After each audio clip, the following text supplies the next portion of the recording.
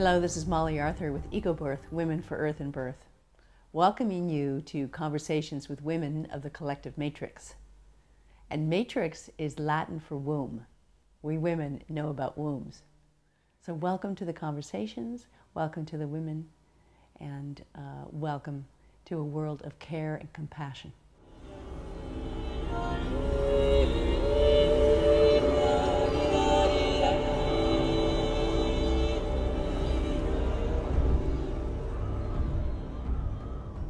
Welcome, Cynthia. Thank you, Molly. So great to have you here. This is Molly Arthur with Women of the Collective Matrix and EcoBirth, Women for Earth and Birth. And today we are talking with Cynthia Hoven, who is a eurythmy teacher and a follower of Rudolf Steiner. And we're going to talk quite a bit about her background and her spiritual journey. And let me give you a little of her background and bio, and then we'll get into what we want to talk about, because we have been on a journey together. We've been on a spiritual journey of exploration, and so much of what is the Women's Collective Matrix is what has been influenced from Cynthia to me. Cynthia studied math, physics, and psychology in university, although her core interest was pursuing an understanding of the worlds of spirit and matter. And in 1975, her quest led her to the works of Rudolf Steiner. And she perceived that in eurythmy, and we will talk about that, but we're going to talk about the spiritual journey first, she would have a means of working with spiritually attuned movement in the realm of healing. She received her eurythmy diploma in 1979, then traveled to the Goetheanum. Goetheanum. After Goethe. All right. Now, so we can all learn Goethe and Goetheanum in Dornach, Switzerland. Right. And she joined a stage group and is a performer of eurythmy. In 1982, she received her diploma in therapeutic eurythmy, which obviously is a healing movement, and has worked since then in hospitals, clinics, and private practice.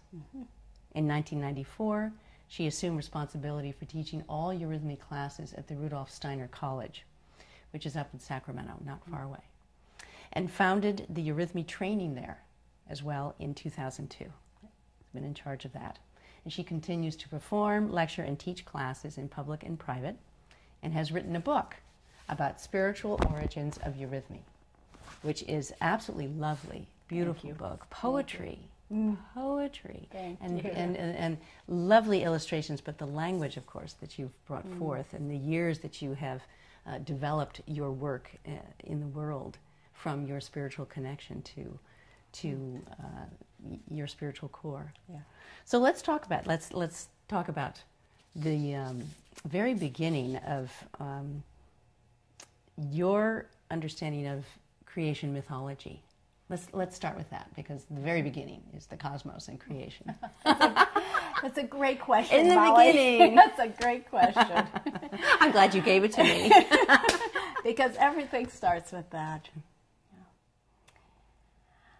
I understand that spirit and matter are essentially the same thing, and that everything that we see in the material world is condensed matter. Oh my gosh. So you can look at spirit as the core of everything, and different levels of manifestation as different levels of spirit, until we come down to the physical world, which we call the world of the wrought work, or the world where the physical earth element enters evolution.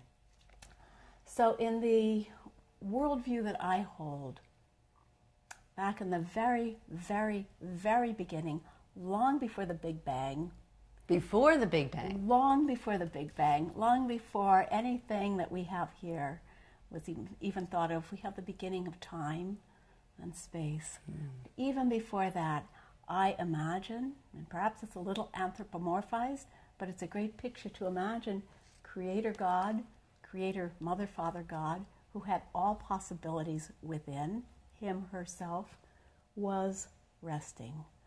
And this is in alignment with what the Vedas would say. This is in alignment with a lot of creation mythologies that Creator God was resting.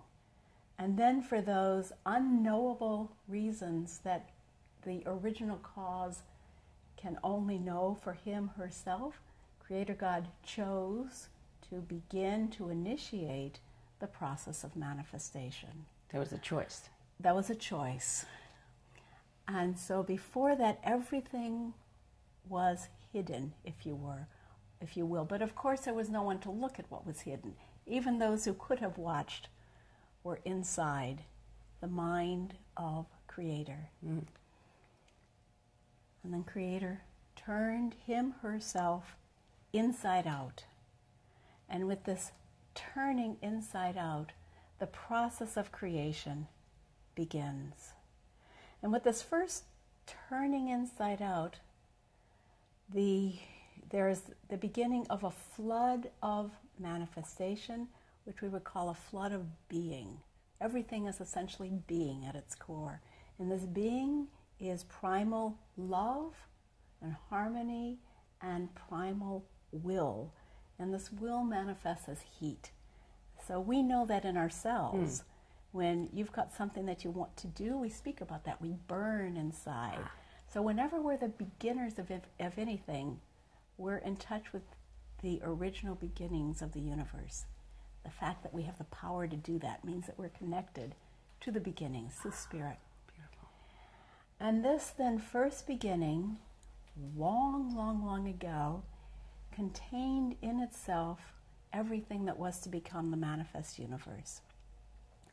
And Rudolf Steiner speaks eloquently and surprisingly about this, that he says that this first beginning was a world of just warmth, and this warmth we could best understand as a kind of mirror.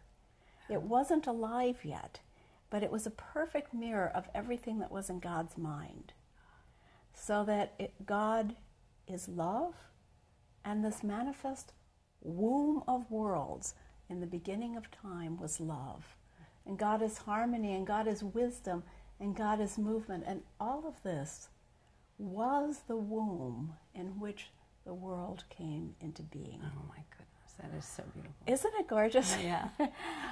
And in being just a mirror, it doesn't have independent life yet. It's like a mineral is now. It's inert, but it's perfect. And it's warmth, it's not tangible, it's not touchable yet, but it's a perfect, warm womb mirror of everything the Creator could dream of. And then, as in the Vedic mythologies and in other mythologies, also in the Jewish mythologies, we say God rested. Oh. After long periods of time, after this stage of heat had gone as far as it could, Creator God, He, She, took everything back inside and rested to the extent that He needed to sleep. There could be no further elaboration on that. So just as we breathe in and out, as our lives begin and come to an end, so too this universe rose and faded away. Oh. And then comes chapter 2. Okay. Everything matures. Yes, exactly. While he's asleep. While he's asleep. While he, she is asleep, everything matures inside. Okay. And then comes the second birth. And because birthing is everything that you're about, Molly, isn't it great to think? The second birth. And the second birth is a little more complex. And we call the first stage of manifestation ancient Saturn. And the second stage we called ancient Sun. This is another kind of universe. Again, full of warmth and wisdom and love. But what's new here is that this world begins to shine. Oh. And it begins to be alive. So instead of being just a perfect mirror, it becomes a living plant-like universe. It the has womb mass? is alive. Not yet. Oh. It's got a different dimension. You might say it's a universe that is pure chi, pure life substance, but not yet material. Oh my gosh. Energy. Energy, life, forms, but not yet mass. Movement. Movement, yes. And reflecting what the Creator is willing, always. Oh, okay. And it's like the plant world is for us now, just as the first manifestation was like the mineral world. And we were there. Right. We were there. And so were all the plants and the animals, though the animals were still sleeping. When this universe came to an end, God breathed it all in again. Another pralaya, that's a technical term for it, the inbreathing. And Creator God breathed it all out again. And this next out-breath is called, in esoteric words, ancient moon. And in ancient moon we have a new dimension. Because now the movement begins to be a little more self-assertive. And this kingdom begins to want to establish independence. And so spiritual teachings say, now we begin to have a bipolar world. We have a new sort of God in the sky, if you will. And of course, I'm speaking metaphorically. Right. We'd have to pictorially. I don't want to say that these are literal truths, but they're energetic truths. We have a kind of sun, God in the sky, and a kind of earth below. And with the separation of kingdoms, that universe which is in the earth below is sometimes devoted in reverence to Creator God, and sometimes deciding to go off and develop a bit of independence. Oh, so it's the independence or choice, free will. Not quite, but almost. Getting there.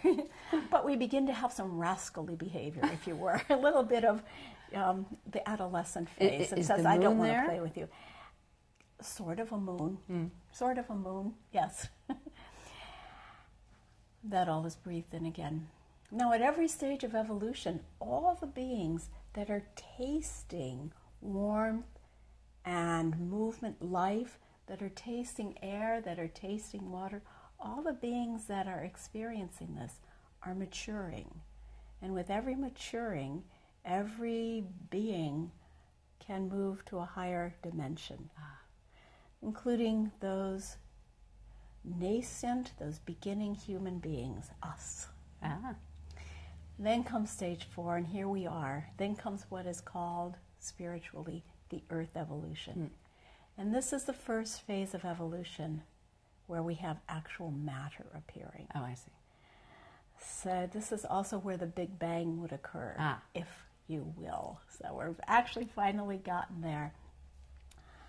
And this stage, it's so beautiful to imagine, because in this stage, we human beings begin our story of independence. Up until now, we have been passive recipients of the creation story.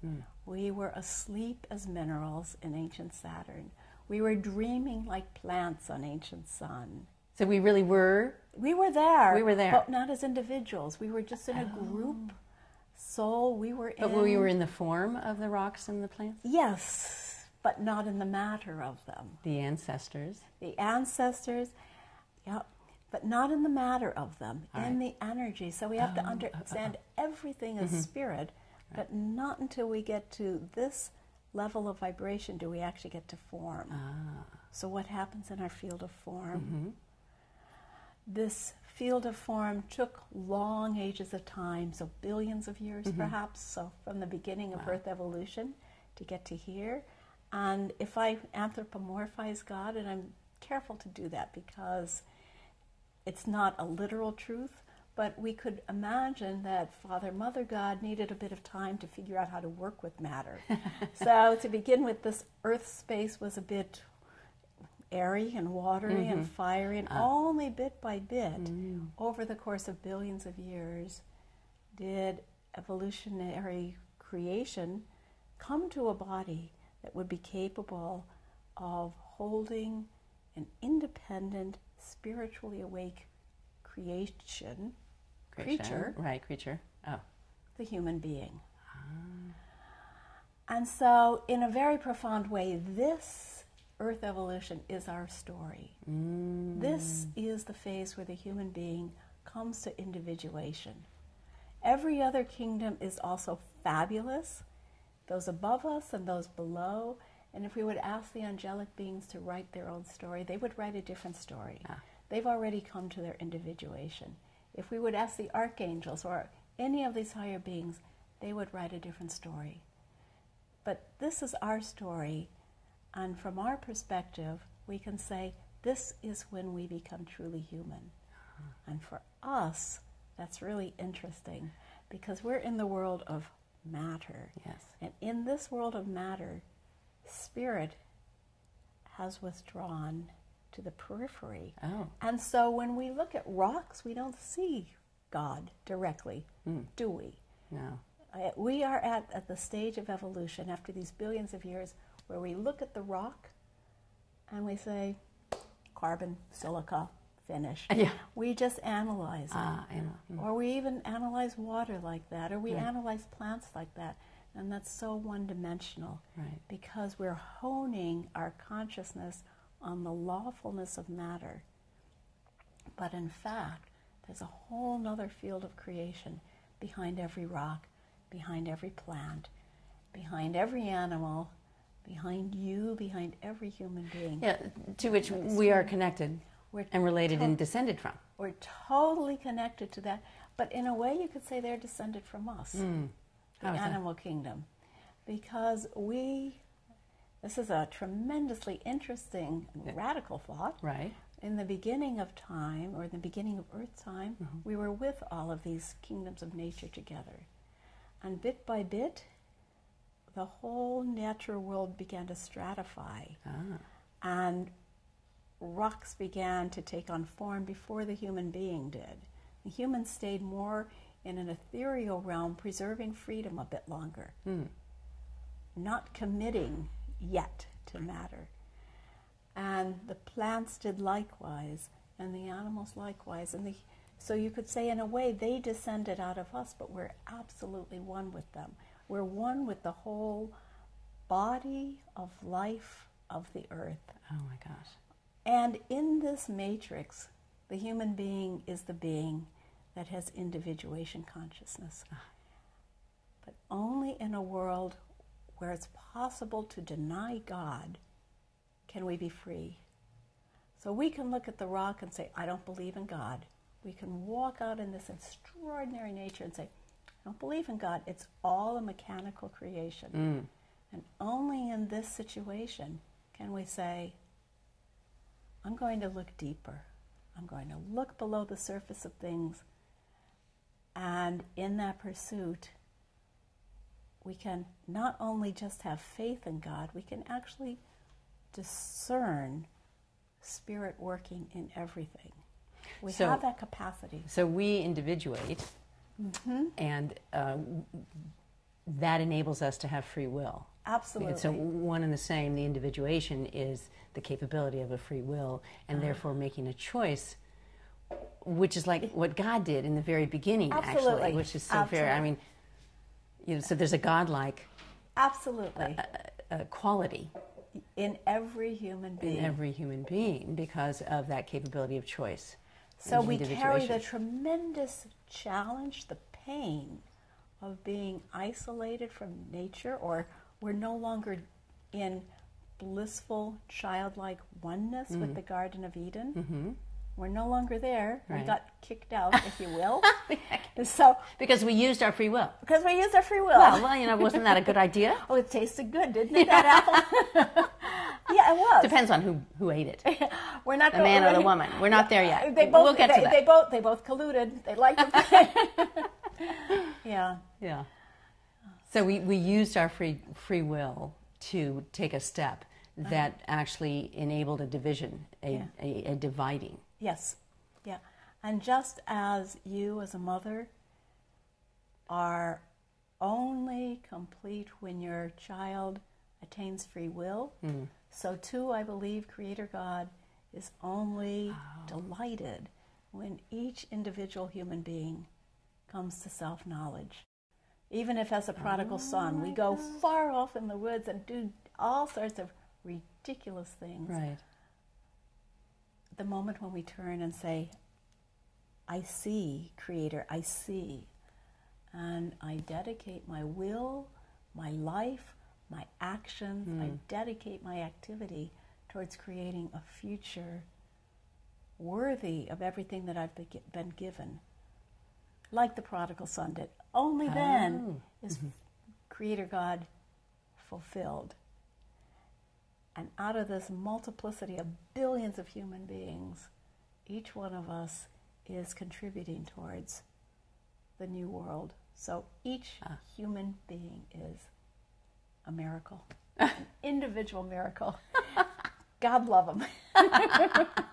So we as individuals are making choices. Yes. And it's almost like godlike choices. Absolutely. So it's a reflection of that capability. But we can make choices that aren't necessarily good ones. Absolutely. So to go a little bit deeper, we have all of these levels of energy in ourselves. It's not hard to imagine. You have a part of yourself that's tremendously noble and spiritual. You might not always think about it. Right. Or feel it. Or feel it. But that part of you is the most divine part of you.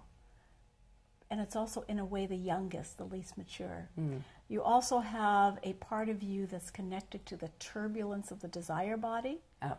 And if you give that one too much power, you might forget your journey. So the journey is to consciously, with free will, come back together with God. Wherever we turn our attention, in fact, if we choose not to come back with God, that's still perfection. Oh. But we're hoping that everyone will choose and to align themselves. Actually, Steiner says the only real evil is if a person becomes spiritually mature and uses that knowledge for their own self-power. Oh. That becomes evil. Right. True evil. We can have a lot of mistakes along the way, and those will be forgiven us. But true evil is the misuse of spiritual forces for one's own self. Yeah. Anyhow, I was saying we have all these different levels of being. Yes. We have our spirit self. We have our desire bodies. We have our life self. It's a lower, closer in level of being. That's what the Eastern practitioners call chi, what I call the etheric. That's the life field that we humans have in common with plants and with animals too. The kind of the life force. The life force, absolutely. We have an individuated life force. And we have a physical body. And so normally when we look at a person, we just scope out their physical body, and our conscious thought just normally sees only that. But there's everything else happening. I'm in your etheric field. Right now. I'm feeling your love. I'm feeling your sympathy. But I'm touching you. You're touching me physically, which is a fabulous thing. And we're also exploring consciousnesses together. So we're actually doing many things. Although if someone were to just write the story on the physical level, they sat together. Right. Right. But there's an energy around us now. There's so many energies around us right now. So many. Yeah. And so so our chore or our role as a human being is to become more conscious. So obviously you're saying we need to become spiritual. Yes. Spiritually mature. Yes. So what is that journey? To become free, as I said, and that's the most important. Although one would wish, just like for your child, you wish that they will make really good choices. Right. I'm sure Creator God hopes that our choices will be towards creating into the future a world that's worthy of what's been given to us. So what's been given to us? All of this. Our blood, our breath, our matter, our capacity to think. There's even a riveting possibility, a stunning possibility that the old creation has come to an end. And we've been put at the place where we human beings are the progenitors of the next chapter. Oh, my goodness. And if we don't do our stewardship towards this earth properly, the next chapter will not be a pretty one. So in that is my ecological statement as well, because we are born out of nature.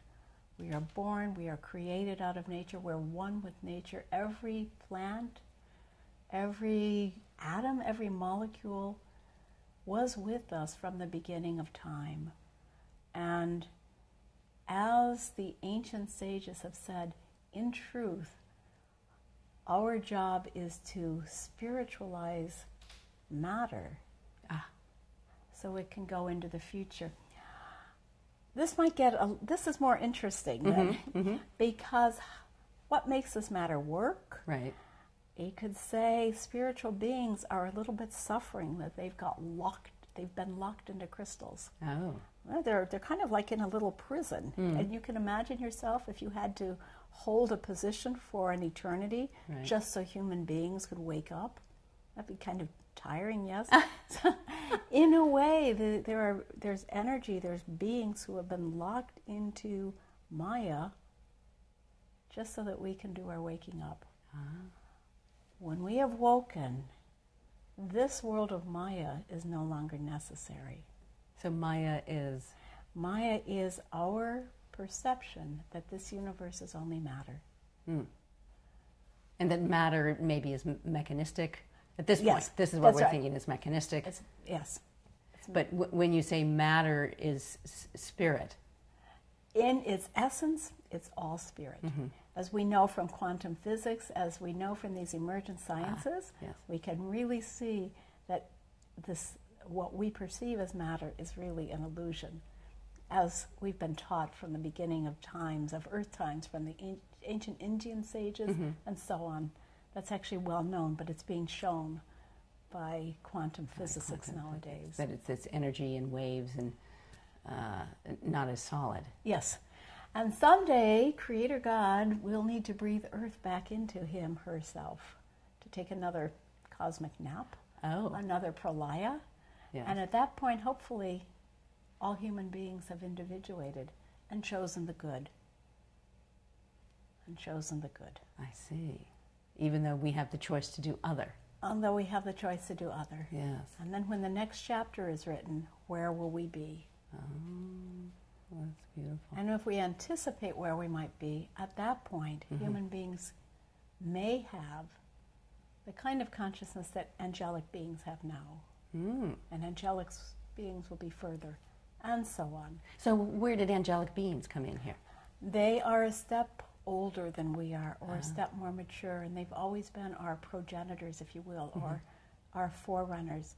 But there are others who are before them, and others before They them. weren't like us before, and then became more spiritually mature and became angelic beings? Their conditions of becoming individuated was different from ours. Oh. They became individuated in a different cycle, Ah. and their individuation didn't involve matter. So they don't have the same degree of free will. Oh. The human task is to develop love out of free will. Oh my gosh. That is so touching. Isn't that? To develop love out of free will.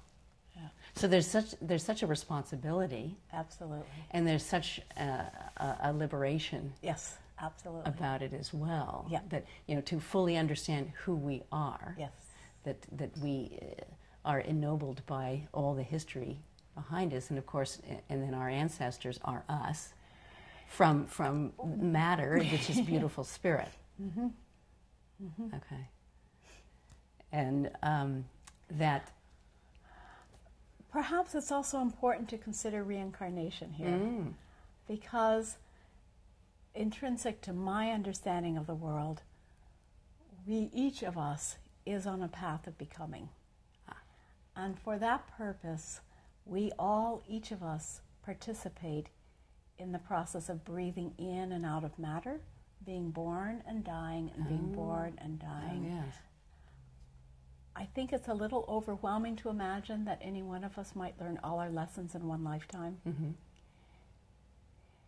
Instead, we had an existence in something that somehow was like the caveman existence. We had an existence in the magical time when we could walk and talk with spiritual beings, when the devas were alive to us. We had an incarnation when we were all, as perhaps the Eastern Indian culture understanding the importance of meditation. We've all had embodiments as agriculturalists and hunters and gatherers. We've done it all. We've lived in the pre-rational ages. We've lived in the intellectual ages.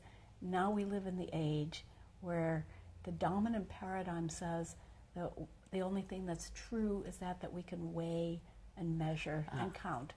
That's the data. Current, the technology data. I've just been thinking so much about that. And so in every one of these ages, we human beings incarnate, and human consciousness evolves. Not only does matter evolve, but human consciousness evolves. And at the end of time, we human beings should have the most universal consciousness, which is like unto God's consciousness. So let's talk about that. So at the end, so the attainment, there is actually a goal, kind of, and an attainment to which we are... Oh, you're going to push me into a box here. The goal has not been written yet. Well, is it like to be like the beginning, where it was the God consciousness, and so we'd actually end up in some similar way to the very beginning parts of the cosmos? Each of us has the force to be a new beginning in ourselves. And here there's tremendous metaphors to be given.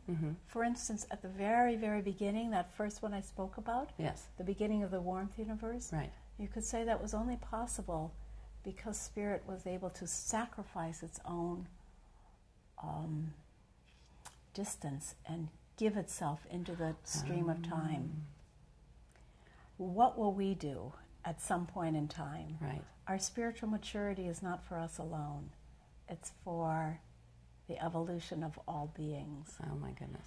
And so in the fullness of time, we will also be such cosmic givers that we can help other manifestations of creation to happen. So this makes me think of, you know, the mother-baby relationship, in that it's a completely giving, loving relationship as far as I would understand and define it as an archetype. That the essence of what it is the connection between the mother who offers her body for nourishment and her body as a womb and protection, and of course then births forth the child, but has such a relationship. So, so this as a model, perhaps. I would say that's the model that happens at the beginning of time, when we are all in a bodiless womb. The very beginning of time, we're all nested. And the beautiful, so the beautiful love, Mother Baby, Mother Earth is the relationship of the evolution that we put forth together. And I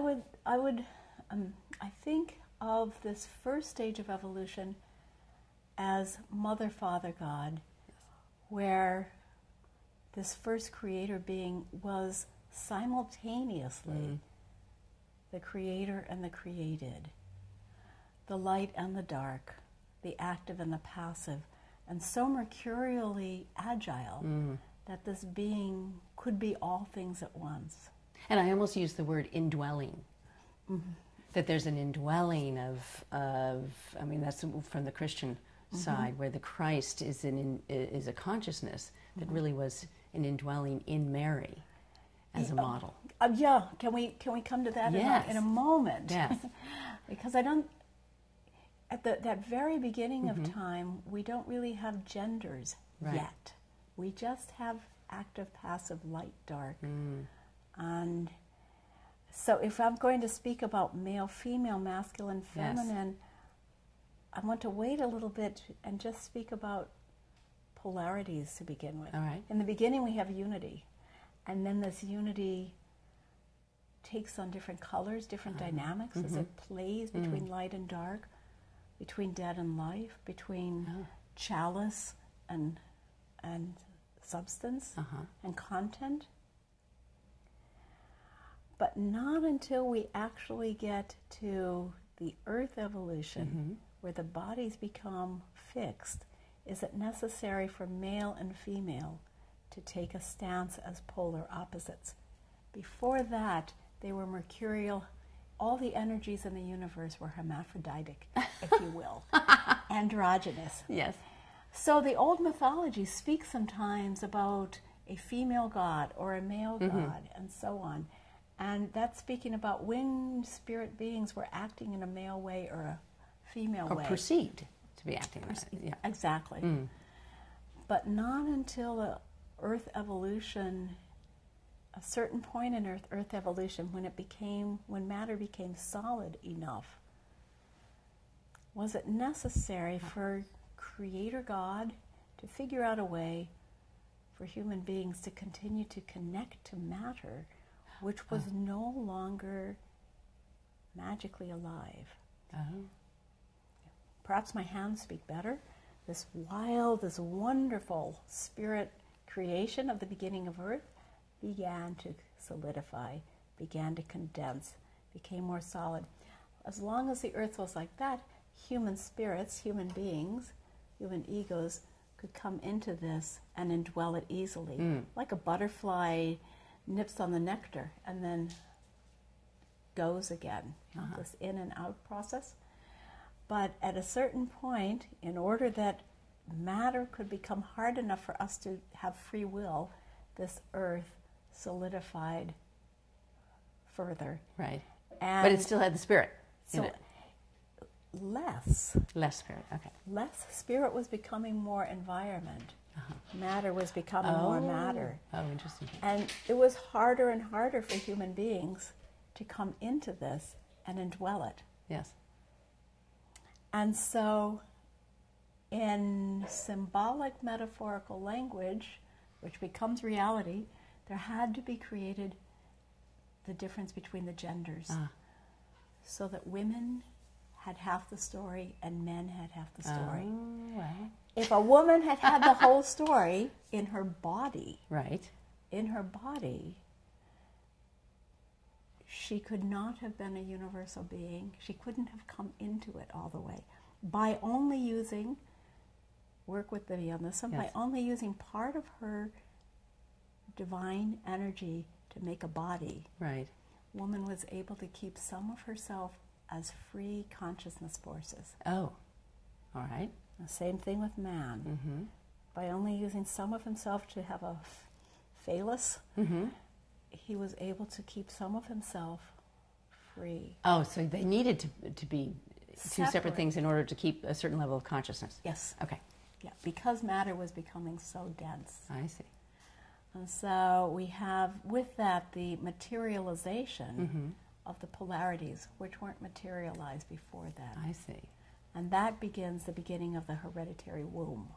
Oh, Until hereditary then, realm. until then, we just had this polarity and dynamic. So obviously you need the complementary We need the complementary genders yes, to procreate. to procreate. Yeah. Yes, we've noticed that. I think Right. Well, we are mothers and we've had children, so we know how that works. And then, although we feel that we certainly had our indwelling and we birth, but we obviously understand that we do not procreate by ourselves. absolutely. Absolutely. Yes, those men have some role They do. in that. But to the extent that we are sometimes, that we reincarnate, Oh. sometimes we are men Oh, complicated. and sometimes we are women. And that enables us to be universal eventually, I see. to understand what it is to be in the dominant role or in the phallic role. Okay. Yeah, we don't want to say dominant. I No, erase that yeah, immediately. The phallic role, or what it means to be in the role of the womb.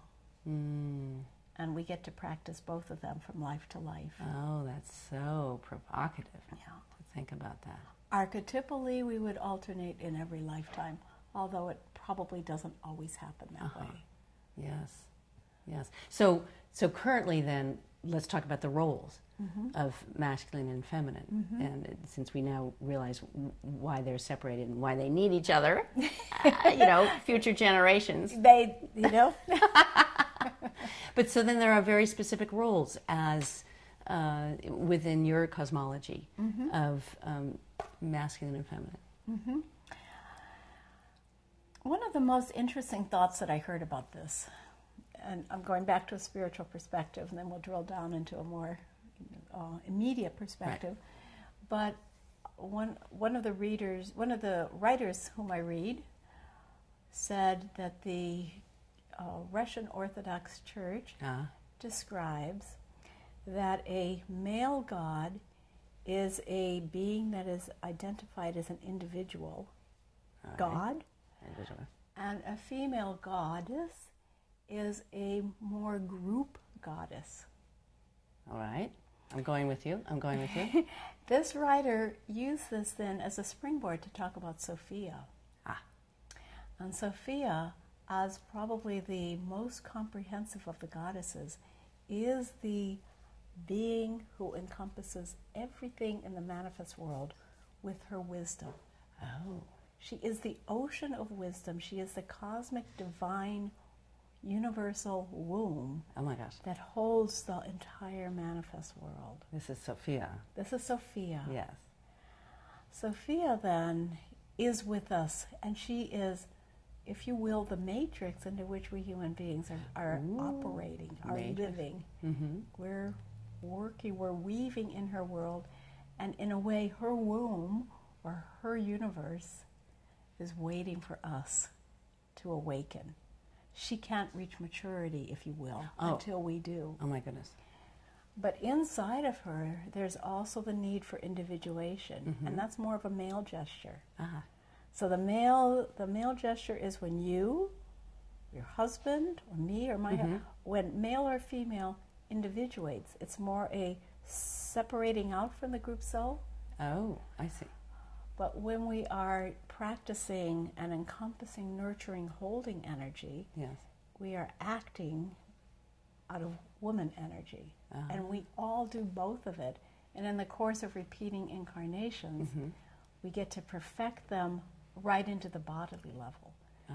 But you in your biography right now, you've got your man and your woman. They're both right here.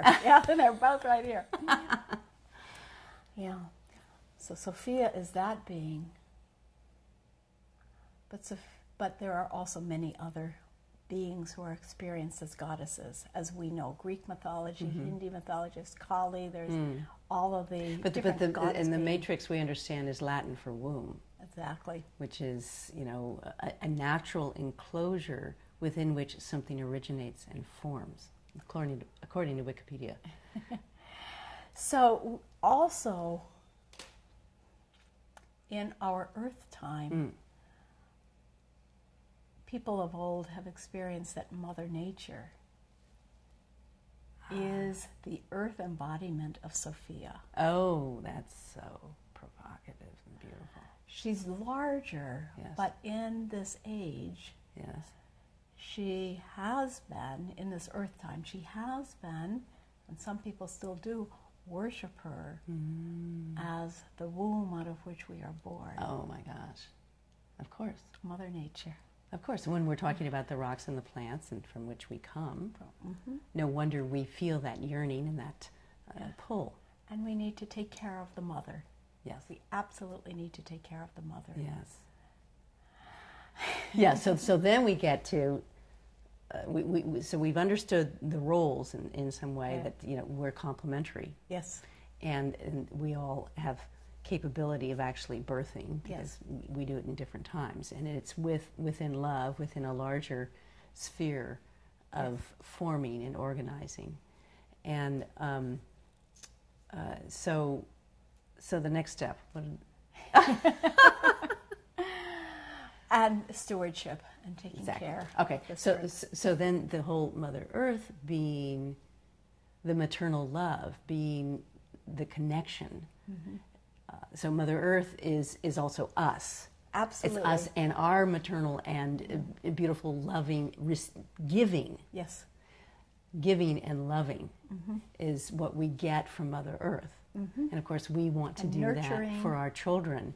And so incumbent upon this then, has some responsibility, I think you're getting to. Absolutely. All right. Earth stewardship. Right. We have to do that. But it's so provocative to think of why we feel compelled to do this. And this is what I wanted to ask you about. So the compulsion to be close to our mother and to then understand some of the difficulties that our mother has with destruction. Mother Earth. Yeah, what we're doing to Mother Earth now, I think, is very felt by people that deny it. And there's a grief, and there's a collective grief. Of course, we know Joanna Macy talks about this. Yes. But you're talking to the depth of why. Because we're doing it to ourselves. Yeah. Every rock, every strip mining that happens, every deep drill, every fracking on the Earth, every fracking on the Earth is actually destroying our own bones. It's very sad. Unconscionable. Yeah. It's unconscionable. Well, obviously I feel the grief right now about it. I feel it, and it's a vulnerability, but I have a deeper understanding now in your cosmology as to why it's so meaningful for us. Yeah. Every elephant that can no longer walk on the Earth, every species that goes extinct because the genetic line has been wiped out is a sin against the gift that was given to us. Because it was worthy. It was worthy. It was worthy. Yeah. Yes, because you've gotten, mentioned that, obviously the worthiness, we want to live to the worthiness. So possibly what this is then, of course, is our challenge, is to live to the worthiness that has been given to us. Yeah. That we are a part of, that we are made of, that are who we are. Yeah. Yeah. And in that waking up, we create the future. And the burning question is, how long will it take to wake up? Or as Christopher Fry says, will you wake for pity's sake? Oh. Yeah, so touching and beautiful. Yeah. And so one of the paths is to practice understanding nature more deeply. Because, or I strongly espouse, I live according to the practice that the more we can really perceive and understand the forces that made the world, the better we will be able to create a future. But if we are making our choices for the future out of greed, arrogance, power, manipulation, and denial of love, we're running this earth in entirely the wrong direction. Well, we're taking the free will and not using it. Well, in a helpful way. In a helpful way. And possibly not even taking our free will, because a lot of that is driven by blindness.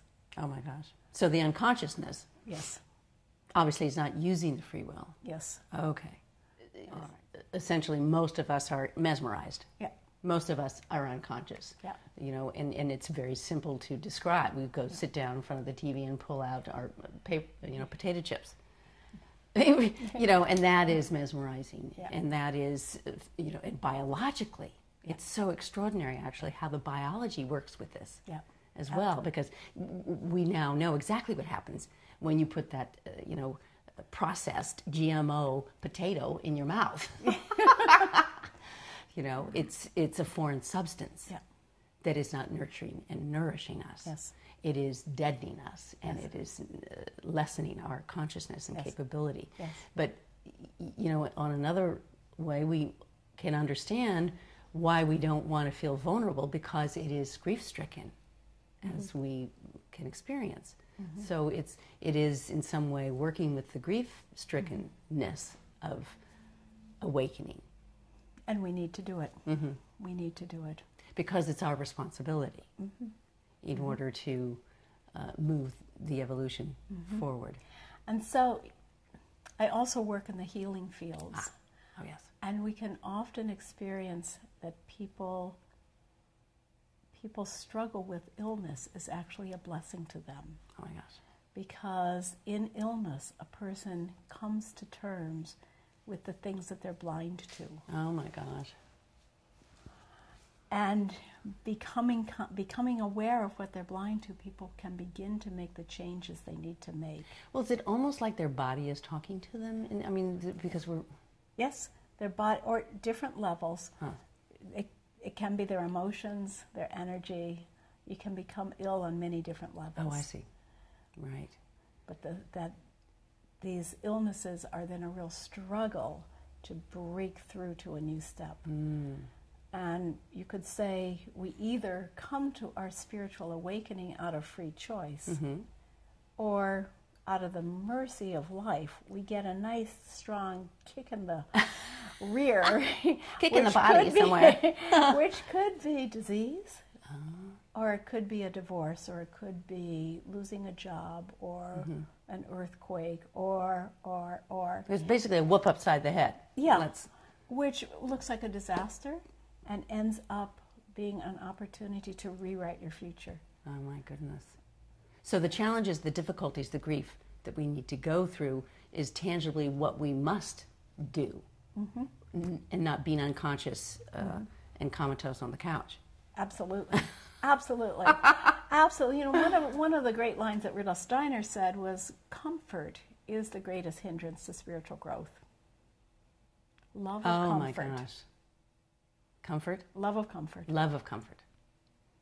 Isn't that so amazing? Okay, so in your eurythmy then, and your healing, so let's talk about that. How does the movement and the work that you do enable healing for what we see as these challenges? Eurythmy is so big, it's huge, although here in our time, especially here in the States, it's very little known. Yes. But it was also created by Rudolf Steiner as a renewal of the mysteries, as a renewal of the mystery dances, as a renewal of sacred dance. And for those of us who do eurythmy is our spiritual path. Oh, it's a path of embodying spirit all the way into the bones, the sinews, the blood, the intention, all the way to become completely embodied spirit, understanding spirit, soul, and all the colors of soul, the chi, the life body, and the earth, the physical body. Oh, my gosh. So shall I give you a little bit more? Yes, yes. Because eurythmy is my path. It's also a performing art. It's a therapeutic modality. It's done with children as a pedagogical tool. Oh, my gosh. Its ramifications are as huge as the human experience is huge. And it's non-sectarian, it's non-religious, but it's a path of growth, spiritual growth.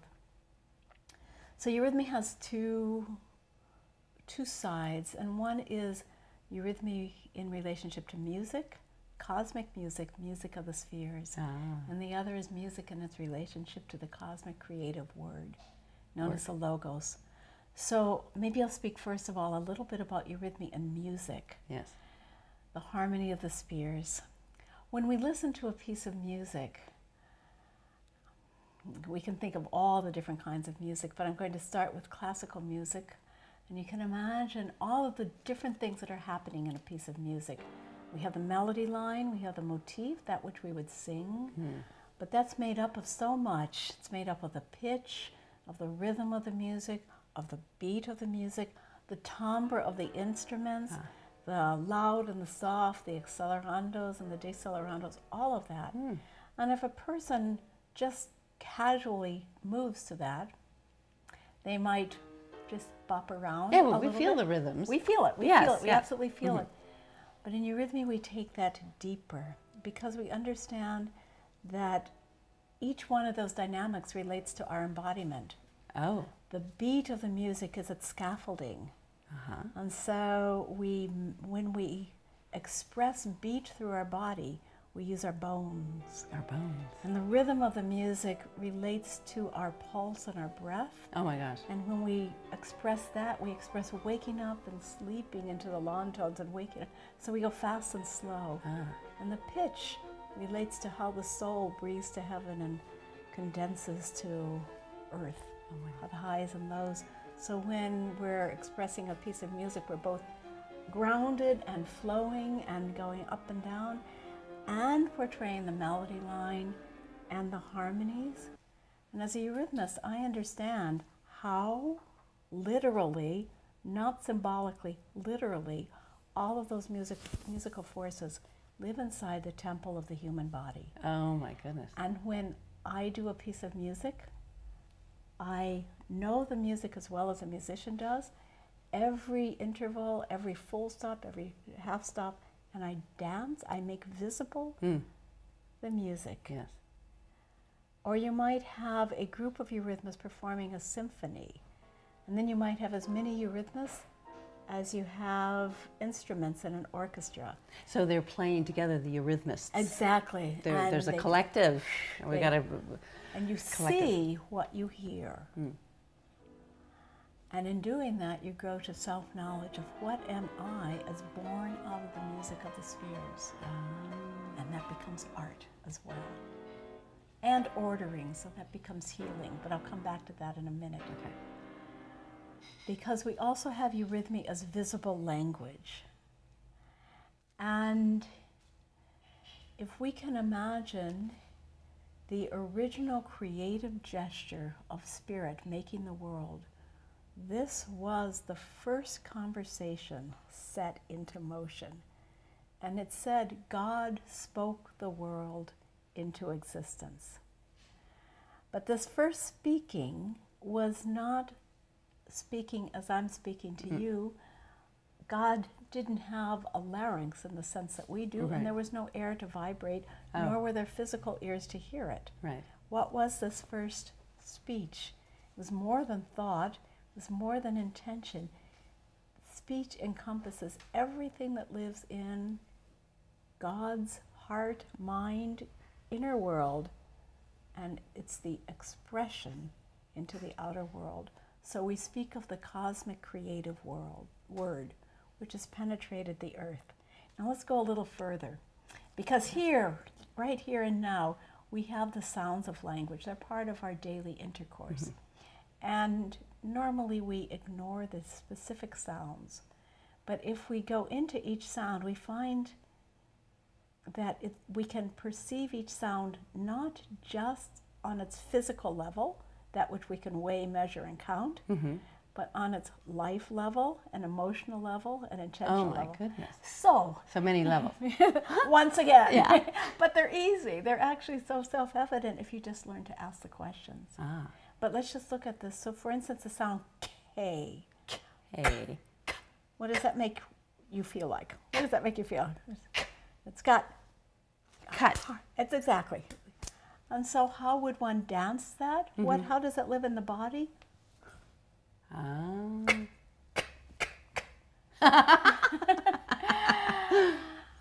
so the journey as a eurythmist is to say, how does every sound move? And so let's look at M, a totally different energy. And the M penetrates through things and creates warmth and connection. Oh, yes. And field, matrix. Yes. Relationship. Yes. Or S. Or F.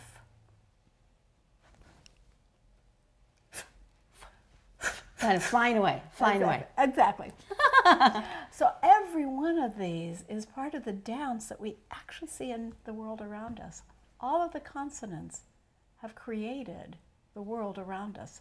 If we say God spoke the world into existence, God spoke butterflies and birds, bushes, trees, rainbows, mountains, air into existence. Shall we have some more fun with it? Yes. So one of my favorite writers said, a linguist, said she fell in love with letters when she started to deepen herself in them. And she said, of her own accord, I have discovered that every sound is a god. Oh my gosh. Every sound is a god, and every time we speak, we're invoking these god beings.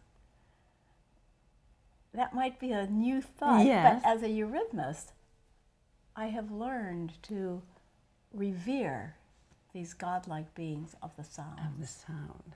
We dance the sounds. We dance with the sounds every time we speak. So you're dancing with the universe in some way. Exactly. Okay. I have no more to say. You dance with the universe. I got it.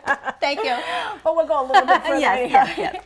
So the consonants are the sculptural sounds. But the vowels are the sounds of how we feel things. So the sound ah is the sound of open-hearted wonder. And the sound oh is the sound that wants to hold something and embrace it. And the sound E touches heaven and it's just like a straight line of light. All of the vowels are connected to the planets. And all of the consonants are connected to the constellations. Oh my goodness. And all of these live in the natural world around us that we are born out of in the matrix. Our matrix is singing and speaking all the time. And we are so unconscious about this. And we are so unconscious about it. That's no fair. But as a eurythmist, I learned to live in the world. So as I walk through the world, it's speaking and singing. You must be just constantly going like this. Exactly. Come on, come at me. Just speak to me. Now the consonants are basically the same across different languages. Yes. Basically, right. with some differences, but they're basically the same. And vowels also, although there's more variation. For instance, the Chinese language has so many nasal sounds that we don't have in English. But in general, there's a pool of sounds, right. and each language has its own specialty. And then we string sounds together to make words. But we could say that every language names things in the way that it loves. Oh my goodness. Think of the story about the blind men and the elephant, the 9 blind men and the elephant. Yes. We have the story of 9 blind men who are trying to describe an elephant. Right. And so they all touch it from one side or another. And then one describes the trunk, the other the tail, the other's the legs, and so on. But only by talking together do they create a composite picture. Language is the same way. Yes. The English that's why we string it together. The English folk name trees because we understand that trees take cosmic forces right into their roots. Yes, that's what it does to you. Flinging. We understand that trees take these cosmic forces right into their roots, blow in the wind, and then stretch from heaven. Oh gosh, trees, the best. But the German will say that a tree is a Baum, and then Baum has a B and an ow. So now, how is that how they love, though? You said that the sound is how they love. Is that what you said? That's not what I said. Oh, okay. What did you say about how they hear, how they experience the different things in nature. So the Germans experience the trees with the Baum, with the roundness. Right. And the French, arbois, they experience trees that are decorative. Fluttering. Yes. Yes, and so on. Sounds create words. Words are strung together into sentences, and through our sentences we convey meaning. And when we do that artistically, we create poetry. And when we create poetry, we create the art of language. And so eurythmy, in eurythmy, we learn to dance beautiful language and stories on the stage. It's an energetic movement, so we learned to move in the etheric field, the matrix of language. Right. But I would go deeper. Because word creates nature around us, but word has also created us. And in that space inside you, where you are spirit, the field of infinite possibilities, that original beginning, is inside of you. Oh my gosh. It's inside me. It's inside your spirit self and also inside your body. Just as the world has created nature, it also creates our bodies. In different ways. So your heart has one kind of energy, your liver has another energy, the spleen has another energy, and so on. How does eurythmy work curatively? Yes. I understand, and we therapeutic eurythmists understand how the body is the word incarnated. And so I will understand that a patient who has a particular disease has, if you will, forgotten or lost their connection to their matrix of health. Oh my gosh. Right. And so if I can understand that a person has forgotten their S energy or their K energy, or the capacity to be in this beautiful state of wonder because they are so afraid, or they've forgotten how to protect themselves, or hold themselves in protection, then we give them these sounds back again. We teach people these sounds. And in teaching them, they say, so look, this B belongs, it needs to be learned and helped and practiced and cultivated by all of the people who feel so vulnerable in our age. People with EMF sensitivities, with environmental sensitivities. Oh my gosh. People who can't stand to be outside, people who were not mothered as children, people who feel vulnerable. And it goes right down into children who are bedwetters because they're leaking. They don't have this capacity to hold. Right. So the B is the holding. It's the holding. As we saw. So we practice that. So there's something, people who have asthma need to learn how to breathe in and out with the world. So we work therapeutically with them with the M. Oh, the M. People who have more complex things like constipation, we might need to help to ground them because they're holding everything back. And so on, and so on, and so on. So it's physically enacting the health. It's physically enacting the health and inscribing it. The patient themselves learns to inscribe these archetypal movements back into their own personal energy body. Oh my goodness. So what's so interesting, in one way, eurythmy is a performing art. In another way, as a therapeutic art, it is helping people to work personally on their own constitution. And in that sense, it belongs to, or it can be related to, things like yoga, Tai Chi, Qigong, those whole families of practices. But eurythmy is unique amongst them because it has a relationship to the cosmic creative word and this understanding of speech. So eurythmy has this unique, totally amazing connection from your spirit intention, your God-given capacity to be in the logos, in the word, all the way through your emotional feeling life, all the way through your energetic movements, right into the physical body. It's got an alignment that's far more than just stretching and balancing, and even more than just visual imaginations. It has the power to connect us with the original sources of the universe. Oh my goodness. So the movement, so this is pure, this is active consciousness? Active consciousness.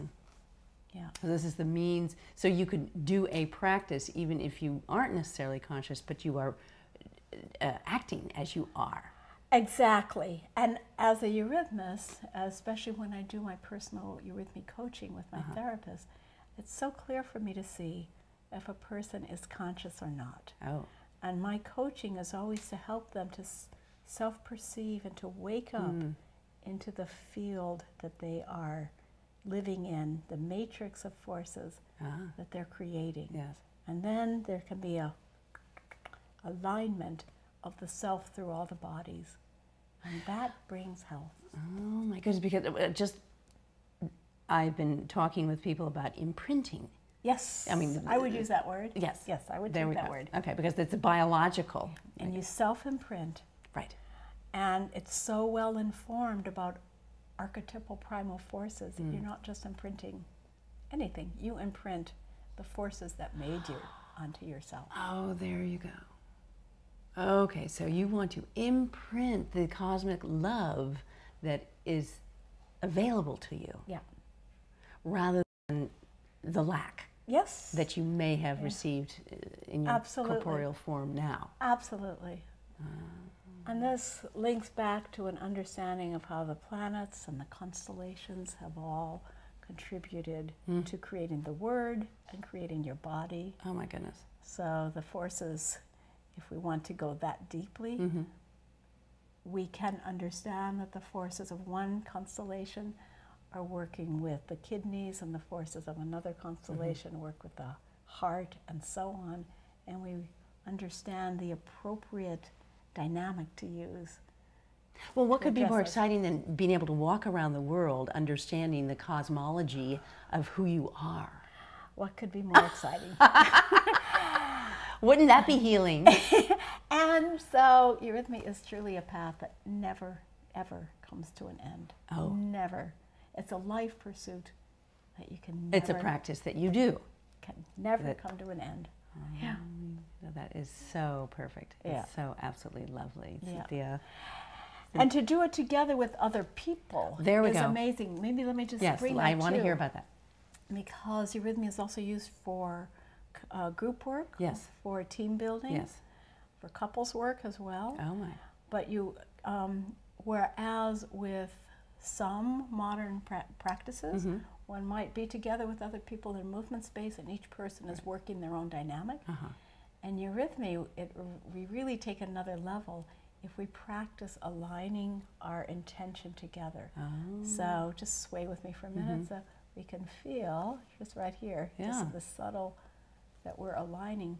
And if you could imagine doing a whole symphony with me like that, that we are actually sharing our matrix field together. Oh my goodness. This creates the connection, the human connection that is so missing. So different from other movement practices where you can be isolated.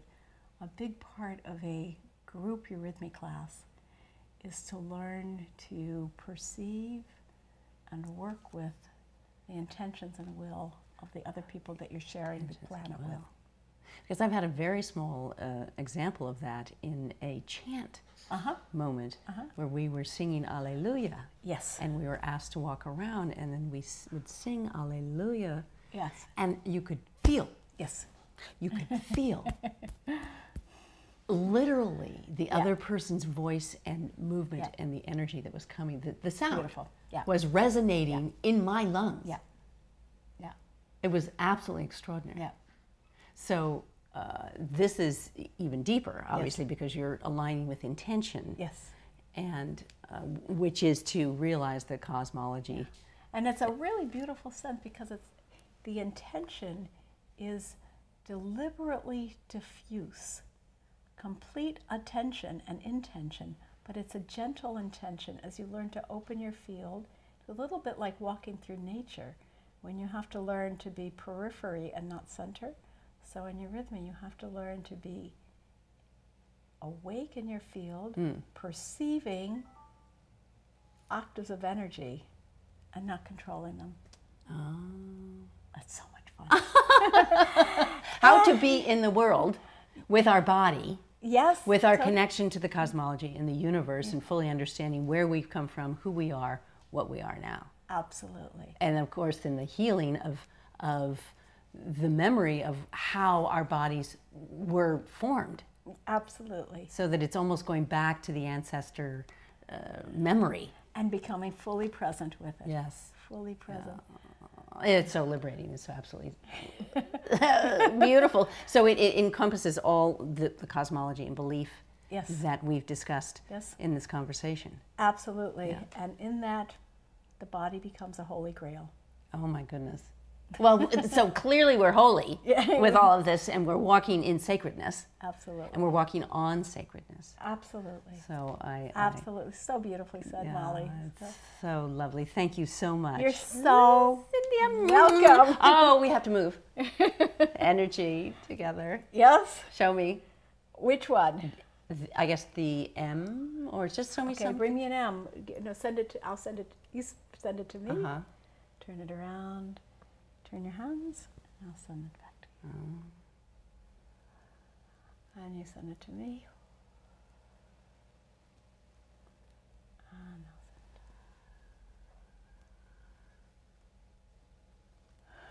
I'll send it. Lovely ending. Thank Isn't that you. nice?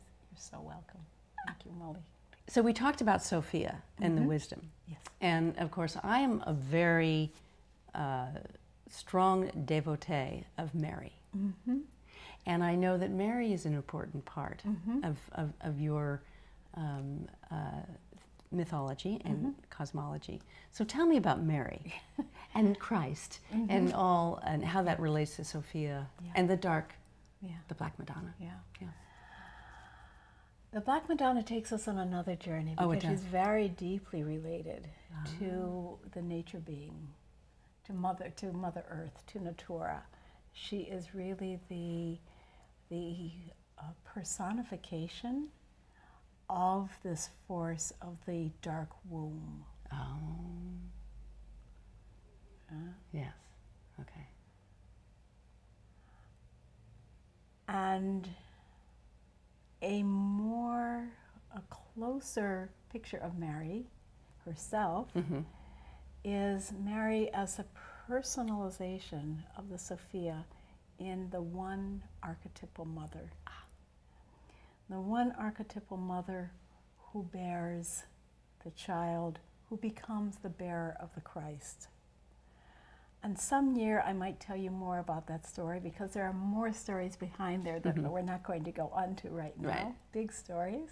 But we'll just speak about there needed to be one mother who would bear the one child who would be the bearer of Christ consciousness. Christ consciousness. She bore the child Jesus, who became the man Jesus who laid down his individuation in order to allow Christ to come into him at the baptism. Oh my gosh. And become the creative logos embodied on the earth. Oh my goodness. So we talked about the individuation of what the human being is, so the free will and capability. So you're saying he took his own free will and decided to diffuse his individuation in order for what? Perfect service. Perfect.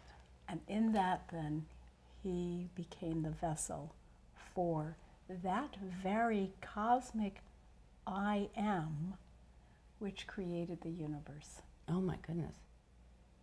The creative I am that created the universe became a human being in this body, all the way down into blood and flesh and bones, all the way into death, all the way into overcoming death, so that matter does not become a place of death anymore. Oh my but goodness. becomes a place of resurrection, so that there exists imprinted in the matrix of the earth evolution the spiritual being of the resurrected Christ for all of us to walk towards.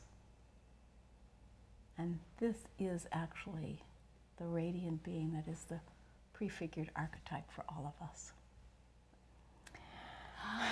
That's so profound. So we are to be, we see him as the model in some way? The model, and not only a model, and yes, a model, and also the power that makes it possible for us to live that model. Yes. All right. So that is the human journey in some way, is to see that as a model and work to allow our individuation to be given. Yes. And then, of course, received. Yes. So the mother role is pivotal. To create the space into which that can come. Okay. So Creating the space. for me, Right. for you, our journey is to create the cradle in our own soul, or the womb in our own soul, which is awake, clean, clear, and capable of love, of becoming the beginning, just like the I Am logo was the beginning at the beginning of time. Right. We are, man or woman, whatever race, color, creed, whatever, any human being Right. has the journey, the possible journey of choosing to make his or her own soul into a womb for the spirit. Oh my goodness. Make your soul into a womb for the spirit. Yes. As Mary did. As Mary did. And she took it all the way into the physical body. We as mothers also take it into the physical body. Right. And set another journey on its way. And on the soul level and the spirit level, we still have this work to do. So the profound acceptance, the profound yes from Mary Yes. was the major functioning of the free will Yes. and the intention. Yes. And with full knowledge that she knew actually what was going to happen, which may include grief, obviously. My sense is that she probably knew exactly what was going to happen, but that would then lead to the resurrection and the salvation. Someday, I should look with you at a series of art postcards Yes. of the Annunciation to Mary, because it's a wonderful journey to try to embody all the different soul moods. So some of the paintings of Mary have her doing this. Yes. Some of them have her doing that. Some of them have her doing that. How could you talk to me? That can't be true. Right. It's a fascinating spectrum, and we all live all of them. Like, don't ask that of me, or how could you choose me? Or how can it be? I mean, that when you biologically, Yes. the question was very real Yeah, as well. yeah, And then she trusted yeah, the answer yes, that yes, you can have the Christ consciousness. Yes. You can birth yes, someone who will yeah, make the choice to Yes. then offer. yes, I see. yeah. So what's interesting here, for me, is to understand that this great embodiment of Christ had to happen in the physical, but only once, as that actual cosmic creative being. Only incarnated once. Christ is with us now as a resurrected being. Christ is with all of us now. Christ is, in a way, being crucified now on the realm of life in the way that we crucify our earth. We are crucifying Christ. Yes. But he doesn't need to come again in the physical We are world. crucifying Christ. In our dead thinking, because Christ needs our living thinking to illumine our consciousness of thought. Wow. That's very important. Another crucifixion is happening on a consciousness level. When we're sitting on the couch being comatose? Yes. Gosh. When we are willfully being unconscious, we are crucifying. So the first incarnation happened at what Rudolf Steiner beautifully calls the turning point of time. When Mary said, I will be a womb. When Jesus said, I will be a bearer. When Christ said, I will allow death to happen through me so that I can create new life. That's the turning point of time. That had to happen once in the physical body as a prototype. There always has to be a first. And now any one of us can do it too. But that was the first. So when we live through our crucifixion, Which we do. we get to our redemption and our resurrection. Yes. And our salvation. Yes. So in the sense of cosmic Christianity, this doesn't belong to any church. This is a fact of history, spiritual history. Spiritual history. And that first event happened on the physical plane, and it's of complete, inestimable value for the entire universe. Yes. And now it continues to happen on different levels, and there will be new resurrections as we go through our evolution. As the evolution and the reincarnation of us in this evolutionary timeline. And so no wonder we have such a yearning to Mother Baby, it seems to me, and Mother Earth. As archetypes. Right. Yeah. You know, as the deep cosmological message, as the deep, profound reason that we can be redeemed. Yes, we can. Oh, I didn't quite realize that the redemption is in that relationship. Yeah. And in that acceptance that yes. Yeah. Oh, that's beautiful. It's beautiful. Thank you, Cynthia. You're welcome. Yes, we will understand that when we pray to Mary and to Jesus, that it's a reality in our lives. It's a reality in our bodies. It's a reality in our world. And no wonder we look for blessings and mercy. And those all build the matrix. Those build the matrix of love and connection. Yes. Which is what we do in eurythmy. Yes. Connection, connection, connection. Resonance with the others. Yep. And in the realization and the manifestation of actually what is without us and within us, of which we are a part. Yes. Yes. Yeah. Yeah. Phew. Spirit and matter. Blessings for us. Blessings for the world. And I think you want to ask people how they can get in touch with them. Oh, yes.